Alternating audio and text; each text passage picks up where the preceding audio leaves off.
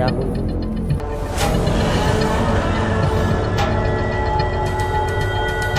আমাদের টিমেরই একজন বড় ভাইয়ের সাথে ঘটে যাওয়া একটি ঘটনাকে নদী পার হতে হবে।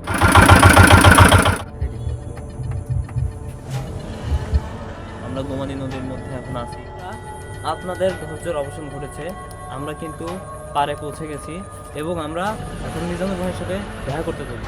একজন সদস্য এবং তার নাম হচ্ছে মিজানুর রহমান। পাশেই একটা ক্লাব আছে, সেই ক্লাবে থাকি আমরা ওই বন্ধুরা ওখানেই বসে আড্ডা দিচ্ছিলাম। এই ঘাটেই আমরা একসময় আমার বাল্যকাল, শিশুকাল, যাই যেটাই বলো, এখান দিয়ে আসলে কাটছে। এই স্পটে যেতে চলেছি যেখানে মিজানুর ভাইয়ের সাথে ঘটনাটি ঘটেছিল, আমরা সেখানে যেতে চলেছি। সামনের দিকে এগোই, আমরা পুরোপুরিভাবে আপনাদের দেখানোর চেষ্টা করব এবং জানানোর চেষ্টা করব যে তার সাথে কী ঘটেছে। আচ্ছা রাখি, তার আগে আমি গল্পের যেহেতু বিষয়বস্তু সেটার জন্য আমি বলতে চাচ্ছিলাম যে আমাদের পাশেই একটা ক্লাব আছে, সেই ক্লাবে থাকি আমরা ওই বন্ধুরা ওখানেই বসে আড্ডা দিচ্ছিলাম। তারপরে যেহেতু গরমের সময় ছিল, গরমের সময় আমরা বাড়ি আসি বসি এবং পরবর্তীতে আমার সাথে সেই ঘটনাটা ঘটে। আমি কি তোমাদের ক্লাবটা দেখাতে পারি? হ্যাঁ অবশ্যই, আমরা সেটা দেখব, দর্শক সেটা দেখতে চায়। আসো আমরা সামনের দিকে যাই।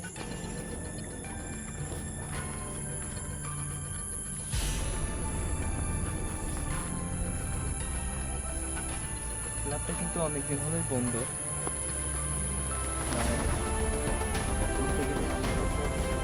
আমি তখন কথাই বলতেছি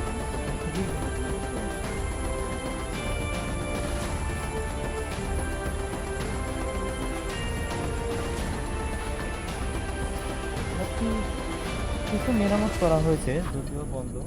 রাকিব, এই সেই ক্লাব, আর এই ক্লাবেই আমরা সেই সময় হচ্ছে এক সময় আর কি বসতাম, আড্ডা দিতাম। তো এখন ইয়ে হয়ে গেছে, তো তুমি যদি ভিতরে দেখতে চাও দেখতে পারো, সমস্যা নেই।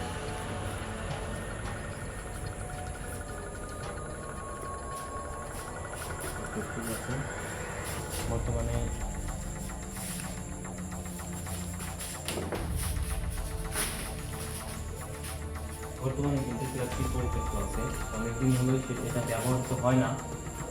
যেহেতু ব্যবহৃত হয় না তাই অনেক জায়গায় দেখতেই পাচ্ছেন না রাকিব কিছুদিন হচ্ছে এখানে টিউশন করাতে আছেন, তো টিউশন বাদ দেওয়ার পরে আবার যেমন পরিত্যক্ত ছিল সেই ব্যবসায় আবার ফিরে আসছে। আচ্ছা ছেলে মাস।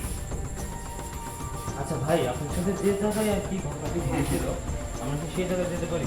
আসলে সেই জায়গাতেই আমি এখন তোমাদের নিয়ে যাচ্ছি, যে আমার সাথে যেই জায়গায় ঘটনাটা ঘটে, আমি সেই নদীর ধারে যেই জায়গায় যেই অবস্থান বসে তাদের সাথে আড্ডা দিচ্ছিলাম, আর এই ঘটনাটা ঘটে সেই জায়গায় বসে থেকে আমি দর্শকের সাথে আমি সেটি শেয়ার করতে চাই।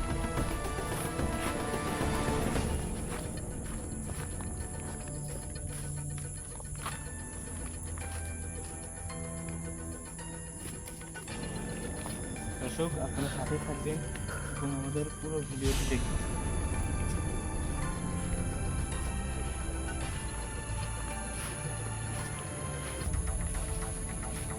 রাকিব ভাই, আমরা কি সেই কাঙ্ক্ষিত জায়গায় চলে আসছি? হ্যাঁ, এই সেই জায়গা। এখন এখানে ওইভাবে আর মানুষজন তেমন বসা হয় না, বসেও না, আমিও আর এখানে সেরকম আগের মতো আর আগাম না। এটা দেখেই বোঝা যাচ্ছে আর কি, পরিবেশ দেখে হ্যাঁ, পরিবেশটাই এখন চারিদিকে অগোছালো হয়ে গেছে। অনেক অগোছালো। আর দেখতেই পাচ্ছেন নদীর পার, আমরা কিন্তু নদী পার হয়ে আসছি। এটি সেই নদী, যে নদীকে কেন্দ্র করেই আমার গল্পটা আজকে। আচ্ছা ভাই, আমরা কি বসি? আচ্ছা, আমি তোমার সাথে বসে আমার বন্ধুদের সাথে যেভাবে আমি শেয়ার করছিলাম, মানে ঘটেছিল ঘটনাটা, সেই ঘটনাটা যেভাবে ঘটছে, হ্যাঁ বুঝতে পারি।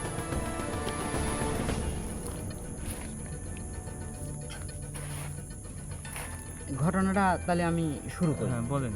আচ্ছা, ঘটনাটা 2017 সালের ওই ডিসেম্বরের ওইদিকে, ডিসেম্বর জানুয়ারি এদিকে হবে।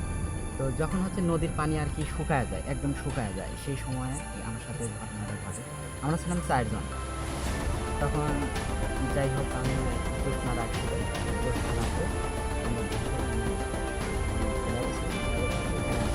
বাতাসের কারণ, বাতাসের জন্য তো এখানে আসার পরে যাই হোক জ্যোৎস্নারা আলোটা পড়েছিল এই নদীর হচ্ছে মাঝখানে আর কি, যেই জায়গাটা ওই সাইডটাও ওই বালুর চর পড়ছে, এই সাইডটাও বালুর চর, মাঝখানে অল্প একটু জায়গা মানে নালার মতো হয়ে আছে, ওই এতটুকু পানি হবে হয়তো, হাঁটু পানি।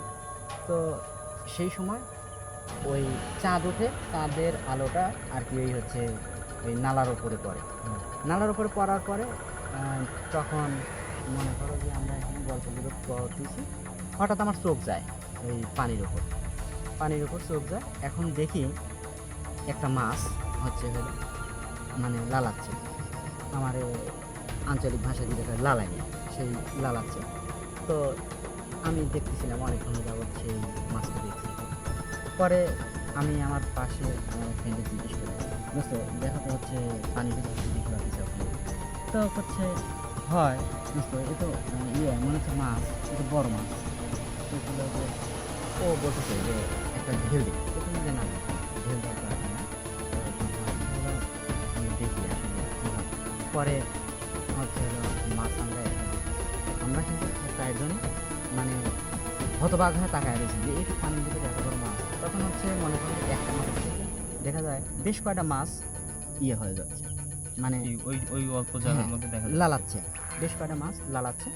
তো মাছ লালাচ্ছে আমরা দেখতেছি, তো এর ভিতরে একজন আমার বন্ধু বলতেছে যে হচ্ছে নিজান তাহলে করি বাড়ি থেকে এই আমার এই আঞ্চলিক ভাষায় যেটাকে পেঁটা বলে পোঁচ, বলে যে পোঁচ নিয়ে আসি, মাছ মারার একটি যন্ত্র।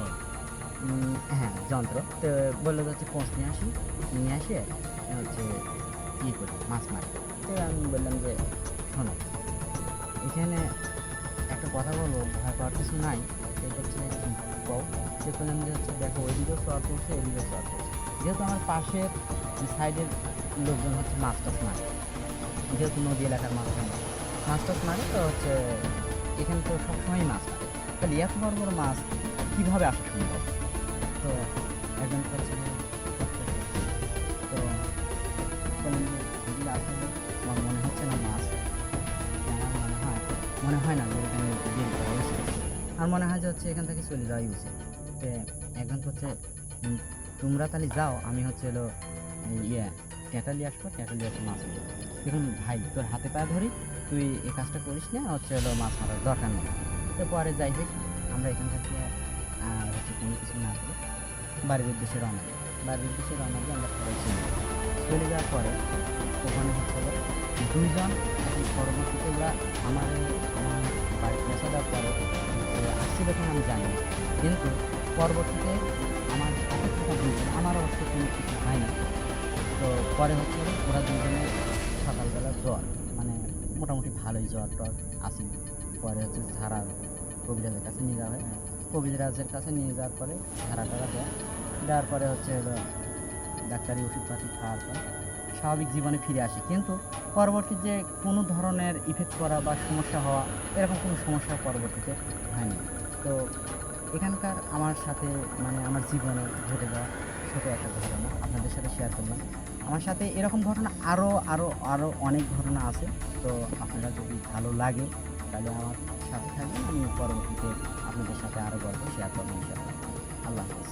বন্ধুরা, আজকে আপনারা যে গল্পটি শুনলেন, যদি পরবর্তীতে এরকম গল্প আপনারা আরও পেতে চান তাহলে অবশ্যই আমাদের চ্যানেলটি সাবস্ক্রাইব করবেন এবং কমেন্ট করে জানাবেন যে গল্পটি আপনাদের কাছে কেমন লেগেছে। যদি আপনাদের কাছে ভালো লাগে আপনাদের কাছে তাহলে অবশ্যই আমরা এই পর্বটির আরও কিছু পর্ব বের করব, পার্ট বের করব। ধন্যবাদ।